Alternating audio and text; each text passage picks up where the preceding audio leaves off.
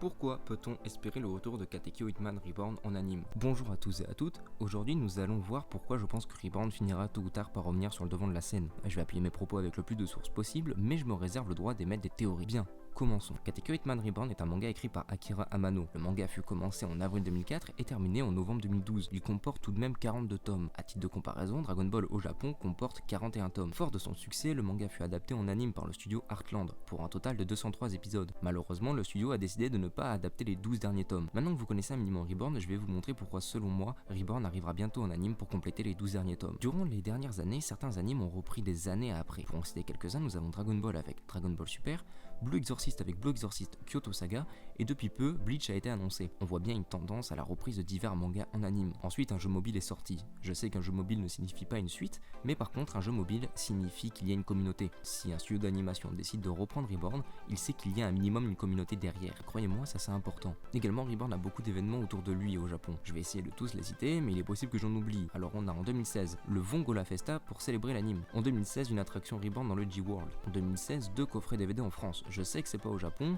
mais je tenais à le souligner tout de même. En 2017, un partenariat avec Nico Café. En 2017, des rééditions de coffrets DVD au Japon cette fois-ci. En 2018, l'annonce d'un live action. En 2018, encore une fois, 2 nouvelles figurines. En 2019, le jeu mobile. Comme on peut le voir, Reborn a pas mal d'actualité en ce moment. Également, bien que Reborn ne vous dit sans doute rien, il faut souligner qu'Akira Amano est une mangaka plutôt connue au Japon. En effet, elle a pu voir 2 de ses mangas adaptés en anime, à savoir Reborn et plus récemment Held Alive. Elle a également dessiné les chara design de Psycho Pass. Autant dire qu'elle est loin d'être tombée dans l'oubli. Point important à souligner, en ce moment, énormément de goodies apparaissent au Japon, qu'il s'agisse de protection pour téléphone, de posters, de stylos ou encore même de thé d'oreiller. Voilà donc pourquoi je ne serais pas surpris de voir la suite adaptée en anime. En tout cas, je l'espère du plus profond de mon cœur, car selon moi, Reborn est l'un des mangas qui a marqué la dernière décennie. C'était Tsuna, bisous les michtos.